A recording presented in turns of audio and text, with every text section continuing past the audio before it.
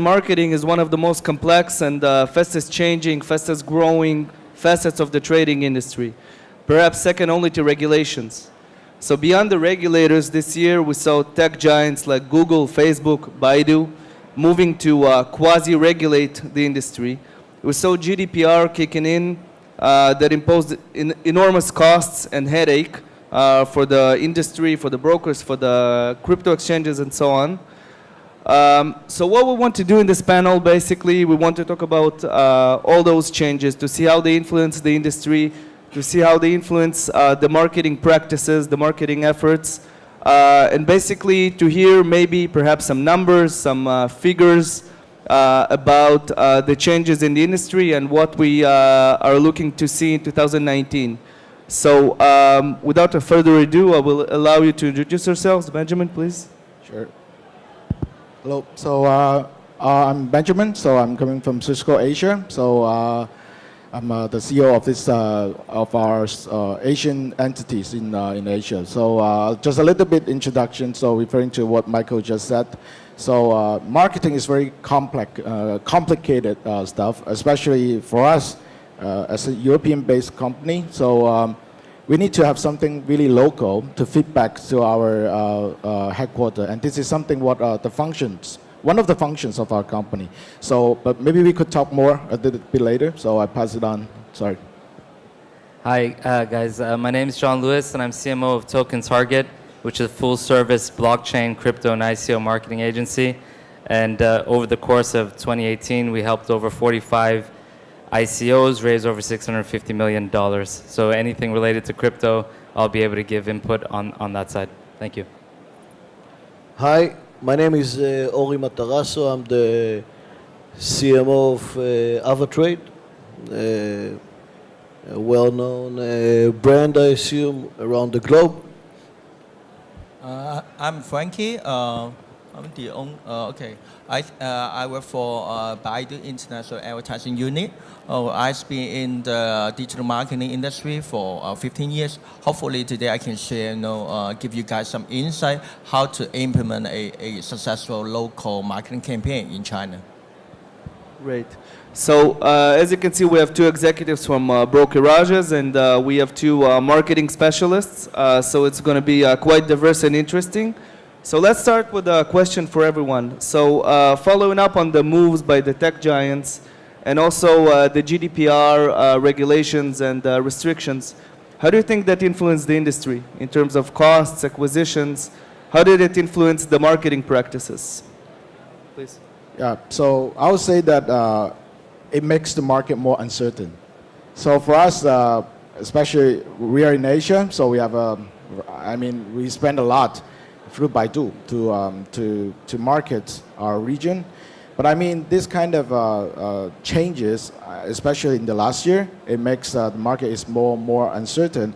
And by uncertain, I meant that from a company perspective, we are more cautious on our spending. And especially, say, the regulatory changes, say what you just mentioned about Google or Facebook, it makes us, unless we got a license in those jurisdictions, otherwise we cannot be, going through to market in those countries. I would say that, again, it makes the whole thing, the expenses become higher and higher. And this is what I'm expecting for this year. The marketing expenses, especially in the online channel, will be even higher than 2018. So maybe Kemi can have your view about what Baidu is helping us anyway. So I think, yeah, from the, the same thing happened with crypto. We obviously experienced first blocks from Facebook and then Google. So it seems like, those big brands are also taking an approach to try and self-regulate industries that they're not so sure of, how they're progressing. So we saw, obviously, in the end of 2018, to the peak of Bitcoin price, the cost to acquire investors for crypto was, at its lowest rate ever. Everybody wanted to get in. And then, obviously, that started to downplay. And it's going to be a lot tougher, and we're seeing a lot less ICOs and crypto companies come to play, but we are seeing a lot more legitimate ones because there were a lot of bad actors and a lot of bad players. So I think when a lot of these ads are saying things that they shouldn't be, obviously that's, I think, what's pushing these brands that have a lot, on their side to protect. So I think we have to try and also self-regulate and do due diligence on the clients that we choose to work with as agencies. I mean, obviously it's different for regulated brokers, but this is how we try and play a small part, which is not actually working with companies that we feel are some way going to do, be a bad actor and not help contribute to, good things for the crypto and blockchain space. I can say that from our angle, when we look at it, when we look at Google and Facebook, obviously it's a couple of the major, and Baidu of course as well.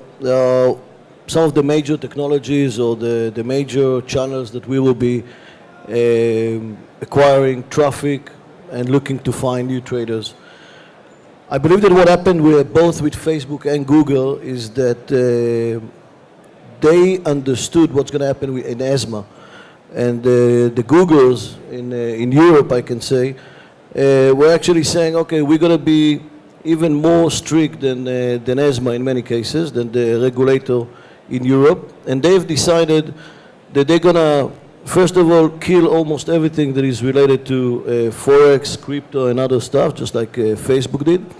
For us, as a very regulated brand, and we are currently regulated in more than 6 regions and planning by the end of 2019 to actually be regulated in about 10 different regions. And I believe it's a matter of trust for our traders.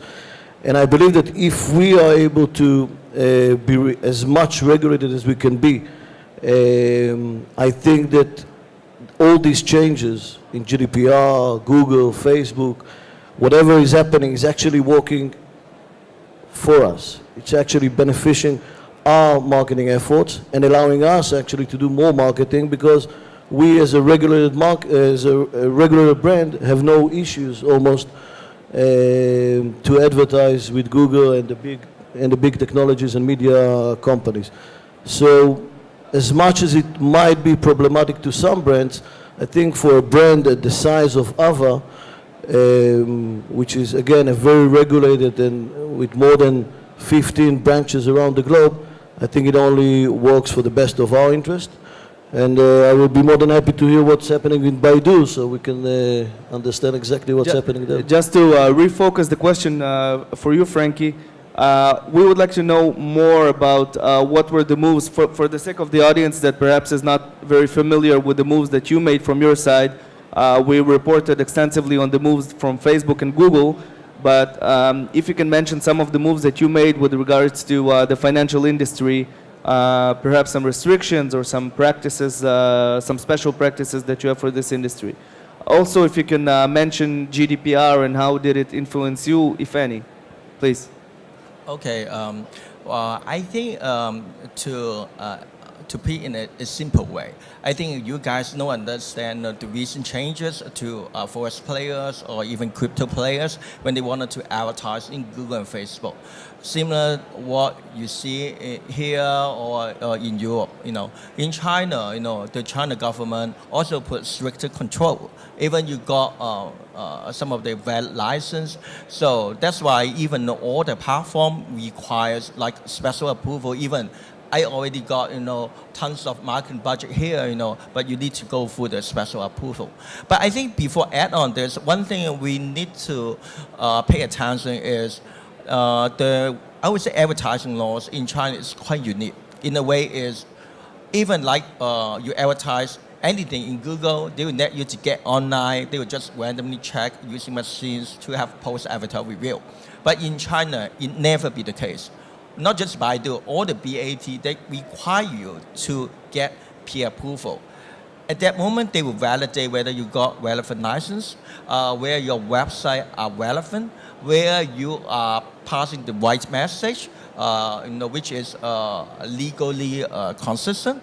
So that's one thing. So even you have budget, you don't have so strict regulations in China, in Baidu, in BAT, you need to go through the first time like 4 to 6 week process. So that's one big difference here. Okay, that's one thing. Another thing is I agree with what you guys said. Yes, I would say this year, the industry for financial players are much more complicated. The reason is you got stricter control. And then you got more and more limitations. That's also in line with what you guys said, oh, the CPA, the cost per acquisition will become higher and higher. So I find there is a common tendency. It's most of the financial companies, they try to set up their own DMP or digital marketing platform. They try to execute their loyalty program because they know that the cost of acquiring new customers is much higher than before. So why not they try to stimulate the existing customer? Why don't we have more transactions? We increase the ARPU, so the average transaction value can increase. So I think this is a trend. Of course, being the leading internet platform, we will try to assist every player how to execute their marketing objective. But that's something we need to face and need to handle it. So Ori, let's dive in a little bit into the other jurisdictions. Of course, China, but beyond China, let's talk about Southeast Asia and perhaps even Australia. Can you give us some pointers about the unique features of marketing practices, marketing costs, perhaps the changes in the recent year with regards to those jurisdictions, Malaysia, Indonesia, Thailand, Philippines, and so on? Yeah, well, I would say that basically for us, we know the restrictions right now with acquiring media and running PPC campaigns in some of the big technology media sources such as Facebook and Google. So we've been in the past few years, especially 2018, mainly focusing on things that are more related to affiliation and IBs.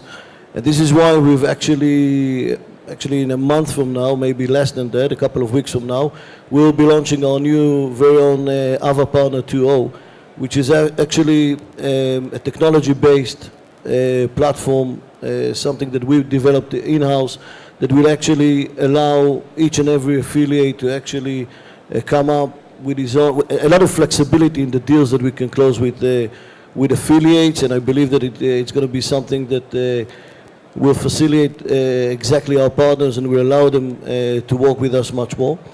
Having said that, basically again, we do have a license in Australia. We're looking at Hong Kong and maybe even Singapore in the coming months to see if we can get regulated there. But at the end of the day, when you work mainly with IBs and mainly with affiliates, so like the CPA may rise, and in many cases you're not just depending on the like the volatility of the market and trying to get the best CPC and optimizing your campaigns, and in some cases where like we really need to negotiate well with the affiliates, and it's a different ball game than doing it online in terms of Baidu with all the regulations, all the restrictions in Baidu and in Google and Facebook, which are in many cases don't even allow us to run in not because even though we are regulated, there are some still big issues. And by the way, speaking with the Google guys themselves, they still have some internal issues that doesn't allow them, in some cases, even if we're trying to run on our brand term, which shouldn't be an issue at all, still we will get some issues because internally they still have some issue with what they call the FSP, the financial service, and basically they have some issues there that they are still not fully clear about how they're going to tackle this whole thing, and it obviously at the end of the day affect our ROI and our ability to actually advertise in these platforms. Sure. So Benjamin, basically same question. Can you point out to the differences between the different jurisdictions, between the different countries in terms of marketing practices and so on? Well, I mean, say for Swissquote Bank, we're based in Switzerland. So from a European perspective, they feel comfortable to advertise online or do the marketing online or purely online. So, I mean, back to like 4 or 5 years ago, we start thinking, we also have the online campaign, but I mean, for me personally, I prefer going to something offline, to be honest. Because from our culture, I mean, from the Chinese culture, we prefer more tangible. So that's why we have, I mean, in terms of our marketing budget, I would say for Hong Kong office, for our Swissco Hong Kong office, maybe 40% of our marketing expenses is using online, and the rest of the 60% go offline. Because for the offline marketing, I mean, say for seminars, say for Expo, I think same as Alpha Trade, we went to a lot of expos together as well. So we can see the people, we can meet the people, especially for the Chinese people. Yeah, they are, right now they get used to the online channel, but the thing is when they are, say they want to invest something, I'm not saying big amount, but I would say maybe 10,000, say for example, they want to see if this company is real. Okay, we can see a lot of comments, information about this company online, but they didn't see you at all. That's why we think that, or I personally think that if we are talking about our marketing strategy, I will say that from my perspective, offline is one thing that we cannot miss in our culture. And this is something, from my perspective, or my job is to educate or to inform my headquarters that this is something in Hong Kong or in Asia, especially China, that what we have to do. And I mean, from now on, we have seen that, as I said, 40% budget we go online, and then, but I will say that we are not going to change too much in this year. We'll keep about 60-40 the split. But I would say unless, you know, say for example for Baidu, if the policy or the structure is not changed, say this year or next year, maybe I would say that the split going to offline maybe increase from 60 to 70 in maybe in the next year. So I mean, if your question was like the major differences between the marketing strategy between European style and Asian style, I would say that Asian style we prefer more offline, tangible stuff. Yeah. So Frankie, I'm sure that we have quite a few people in the audience here who represent some European or perhaps Australian-based brands, and they're thinking of going into the Chinese market. And they would like to hear a little bit about the best practices in terms of marketing, or not only marketing. Can you give them some tips, some advices about how to to plan their strategy for entering China? Okay. Firstly, I think I'm more from like online industry. Maybe I share what I know about that. I think for most of the European companies, they were simple because like their digital budget, I think most of them, they already go to Google and Facebook. So key to them is how to manage or execute a successful campaign on these two platforms, because it may occupy 80% of their budget. That's already, so very simple. You focus like 1820, you focus on these two platforms, you can make a success over there, right? In China, it's quite different. I would say in the internet world, it's quite fragmented. I think you guys know about BAT, right? Everyone knows about this. So, but in recent years, in China internet, we have TMD as well. And even when we talk about the mobile apps, there are thousands and thousands and millions of mobile apps. So I think every even small app can bring you a lot of traffic. But I think the importance is you never can ask your boss, you give me unlimited budget, I have so many new platform, new stuff I want to try. So I think the key point is no matter what you advertise, what you do on the platform, you need to keep your data. You need to have your own data mining tools. You need to have your own CRM, or even as simple as just a spreadsheet. At least you know what you're doing. Even you advertise, you don't make a success on the first place. You know why you fail. Like I got a no CTR compared with others. I know I got a no conversion rate, and what's the difference? Of course, one thing you need to pay attention is for those who are still very new to China market, you need to pay attention because I would say internet is too advanced in China, or even China is going the fastest country in the world in terms of internet. Even you go over from the hotel in China, all the way you need not bring along your wallet. You just need to bring along your phone. Of course, you need to enable your WeChat or from Tencent is ready. So I would say if you are new, at least you need to get prepared and have the approach is trial and error. Because very simple, some of the forex players are heavily rely on IB. Maybe their marketing mix will be quite different from those who focus on direct. But all the way, you need to have the try and error and test something new. So you have this kind of attitude. Otherwise, you can't make a success. For those things you find it's good ROI, keep on doing that. And then every time you need to try some new stuff. Of course, back to basic, you need to keep your own data and have your DMP. Because this is a long-term thing, you need not count on any IB. You can also control the quality of the transaction as well as your clients. So that's very important because your clients are your assets. So that's what I will see. Yeah. Okay, thank you. So John, this was quite a complex year for both crypto and the forex industries in terms of quite a few regulatory problems and some scams that were uncovered and hacks and a lot of different issues, so to speak. How do you think that affected the public image of those companies? And maybe you can share something about your clients. How do you deal with such crises and how do you manage them? Yeah, so good question. Not so easy to answer, but I'll do my best. So, I mean, we work with a range of clients in many different sectors. Obviously, when the price of Bitcoin just started to obviously, have that rise, we started to see so many leads come through the system in terms of people that wanted to set up, some type of idea on the blockchain.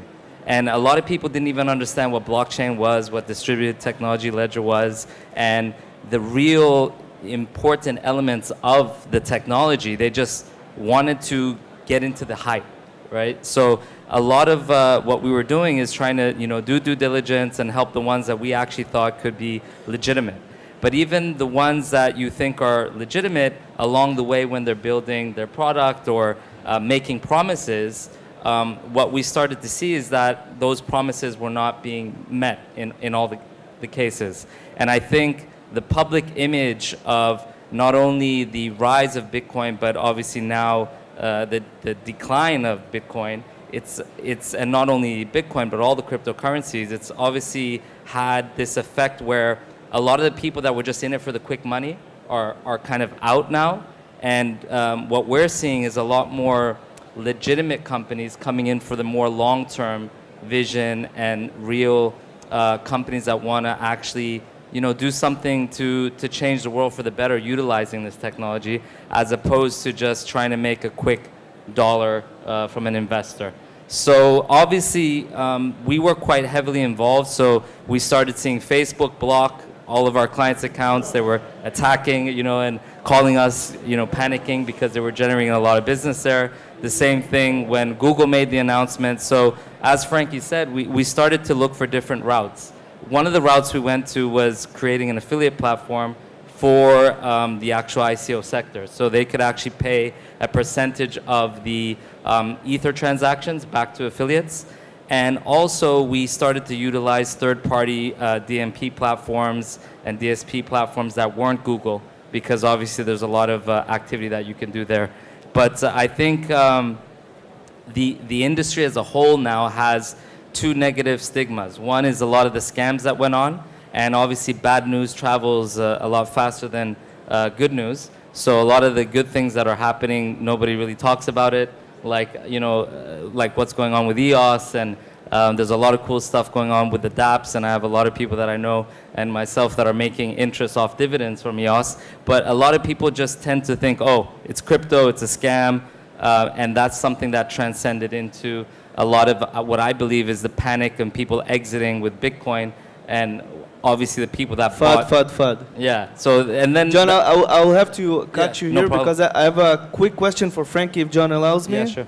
Sure. So, Frankie, I'm just curious. There's a lot of criticism towards Facebook and Google about their client service, so to speak, for marketers.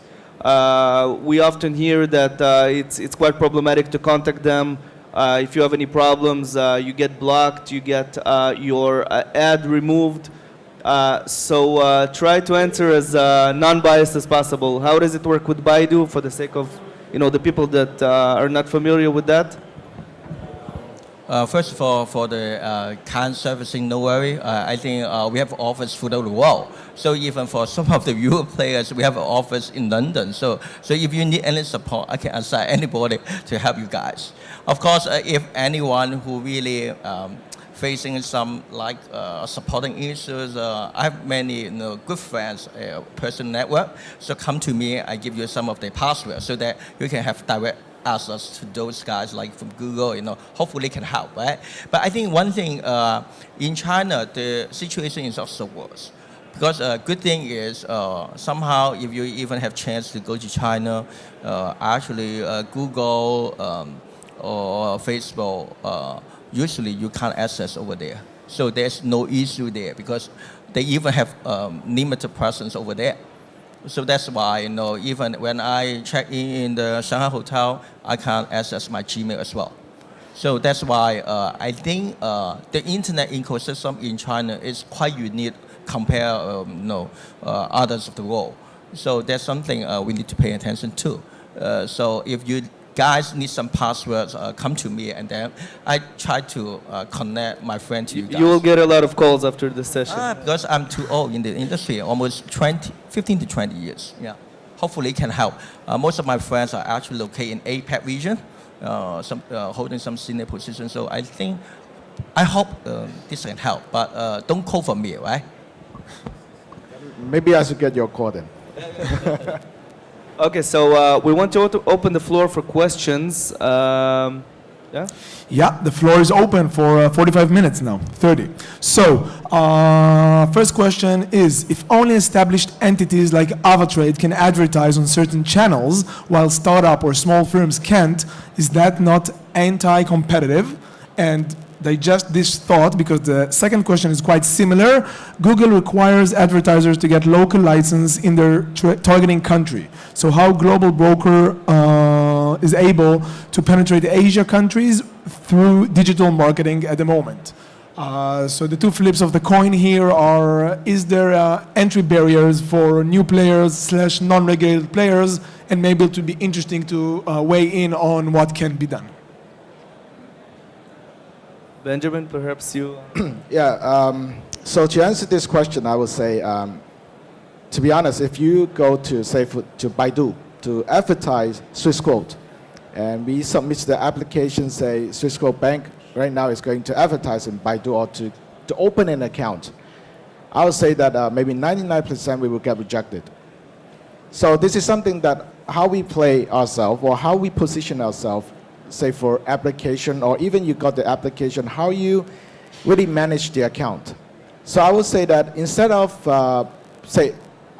when I was answering another question, I said, okay, for me, I don't want to have all my marketing budget on online channel. So we will do offline channel. So to answer this question also is, for offline channel, we do the seminar. We are not just in a seminar to ask people to open account. This is not the purpose. The purpose is kind of educating the people. So, say, going back to this question, if we are going to, say, advertise online in China, we are not really, we should be focusing more on education in order to get into this marketing channel. Otherwise, there's no way for you to get into this channel. Not sure if that's your case as well. I would add to that, basically I agree, but I would add to this one major thing that we've done in the past year, and basically we're doing it in the next year as well, is that we are the global sponsors of Manchester City. Manchester City is a huge football team. I believe that in the offline, when you talk about offline activities, and as a global brand, I believe that it makes a lot of sense, and it's a major part of our strategy of penetrating APAC region, because we believe that basically it's obvious that football is something that everybody around the globe is most likely the most popular sports in the world, sharing the same values as a team like Manchester City, which is a winning team, one of the best teams in the world, fans all over the globe, allows us also to, when we're talking about partners and offline activity, allows us also to send some of our partners from wherever it is in the world to games in Manchester. I believe in order to penetrate such a specific region, I think our sponsorship with Manchester City is a major issue. I would add to this that basically I truly agree regarding online marketing, and generally speaking, we haven't talked about it much, but you know that the mobile apps and generally speaking mobile marketing, Google and Facebook I believe is not a mobile first like Twitter, but Facebook right now is something like 80-85% of the traffic is mobile. So if you don't have a strong mobile app, you're in a big problem. Same goes for Google. Even if the traffic wouldn't have necessarily come only for mobile, but we're talking about 65, 70, maybe more than that of the traffic that is coming from mobile. So you really need to have a very strong mobile app. We've been looking at it in two different ways in a way. Basically for the more professional traders, we're using our new Ava option app. Steven is here in the crowd, and he's, if you guys want to hear more about it, you're more than welcome to talk to Steven. Basically, Ava option is a very professional, it's more into the professional traders. And we have the Ava Trade Go, which is our mobile app that basically in the next, again, couple of couple of weeks, we're going to be relaunch a new version, a very advanced version. I believe this is part of what you need to do in order to penetrate such a market, because without it, it's going to be very hard. Thank you.